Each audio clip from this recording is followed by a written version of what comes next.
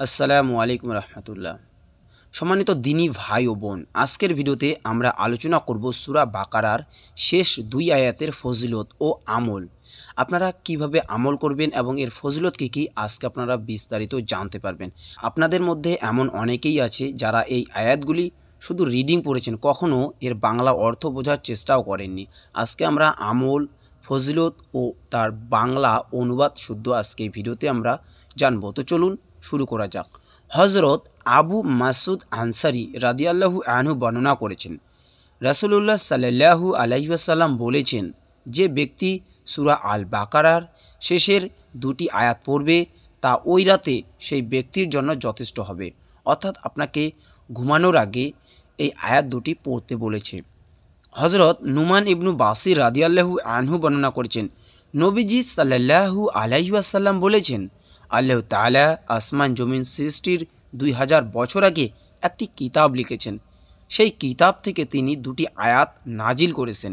সেই 2টি আয়াতের মাধ্যমেই সূরা আল বাকারা সমাপ্ত করেছেন। যে ঘরে 3 রাত 2টি আয়াত তেলাওয়াত করা হয়, শয়তান সেই ঘরের কাছে আসতে পারে না। সুবহানাল্লাহ। হজরত জুবাইর ইবনু নুফায়র রাদিয়াল্লাহু আনহু বর্ণনা করেছেন, রাসূলুল্লাহ সাল্লাল্লাহু আলাইহি ওয়াসাল্লাম বলেছেন, সূরা আল বাকারাকে আল্লাহ তাআলা এমন 2টি আয়াত দ্বারা শেষ করেছেন যা আমাকে আল্লাহর আরশের নিচের ভাণ্ডার থেকে দান করা হয়েছে। তাই তোমরা এই আয়াতগুলোকে শিখবে, তোমাদের স্ত্রীদেরও শেখাবে, কারণ এই আয়াতগুলো হচ্ছে রহমত, আল্লাহর নৈকট্য লাভের উপায়, দিন দুনিয়ার সকল কল্যাণ পাওয়ার দোয়া। সুবহানাল্লাহ। শুধু তাই নয়, তাফসিরে মাসহারতে এসেছে, হজরত আবদুল্লাহ ইবনে মাসুদ রাদিয়াল্লাহু আনহু বর্ণনা করেছেন যে রাসূলুল্লাহ সাল্লাল্লাহু আলাইহি ওয়াসাল্লাম বলেছেন, যখন আমাকে সিদরাতুল মুনতাহায় নিয়ে যাওয়া হয় তখন 3টি জিনিস দান করা হয়। 1. 5 ওয়াক্ত নামাজ, 2. সূরা বাকারার শেষ 2 আয়াত এবং 3.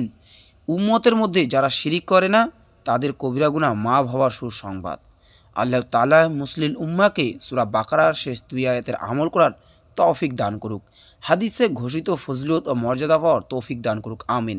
তো চলুন আমরা এবার দেখি এই আয়াত 2টির বাংলা অনুবাদ কি। খুবই সুন্দর অনুবাদ।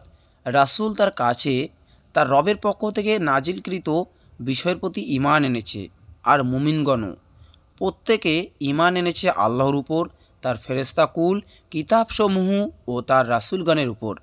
আমরা তার রাসূলগণের কারো মধ্যে তারতম্য করি না। আর তারা বলে, আমরা শুনলাম এবং মানলাম, হে আমাদের রব, আমরা আপনারই ক্ষমা প্রার্থনা করি আর আপনারই দিকে প্রত্যাবর্তনের স্থল। আল্লাহ কোনো ব্যক্তিকে তার সামর্থ্যের বাইরে দায়িত্ব দেন না। সে যা অর্জন করে তা তার জন্যই, এবং সে যা কামাই করে তা তার উপরেই বর্তাবে। হে আমাদের রব, আমরা যদি ভুলে যাই অথবা ভুল করি তাহলে আপনি আমাদেরকে পাকড়াও করবেন না। হে আমাদের রব, আমাদের উপর বোঝা চাপিয়ে দেবেন না, যেমন আমাদের পূর্ববর্তীদের উপর চাপিয়ে দিয়েছেন। হে আমাদের রব, আপনি আমাদের এমন কিছু বহন করাবেন না যার সামর্থ্য আমাদের নেই, আর আপনি আমাদের মার্জনা করুন এবং আমাদের ক্ষমা করুন আর আমাদের উপর দয়া করুন। আপনি আমাদের অভিভাবক, অতএব আপনি কাফির সম্প্রদায়ের বিরুদ্ধে আমাদেরকে সাহায্য করুন। তো প্রিয় দিনী ভাই বোন, আপনারা প্রত্যেকে এই আয়াত 2টি মুখস্থ করবেন, এর বাংলা অর্থও ভালো করে বোঝার চেষ্টা করবেন, এবং আপনারা প্রতিদিন ঘুমানোর আগে এই আয়াত 2টি অবশ্যই পড়ে ঘুমাবেন, কারণ এর ফজিলত কতটা আপনারা তা কিন্তু বুঝতে পেরেছেন। আশা করি বুঝতে পেরেছেন। যদি ভিডিও ভালো লাগে অবশ্যই লাইক করবেন, চ্যানেলে নতুন হলে অবশ্যই সাবস্ক্রাইব করবেন।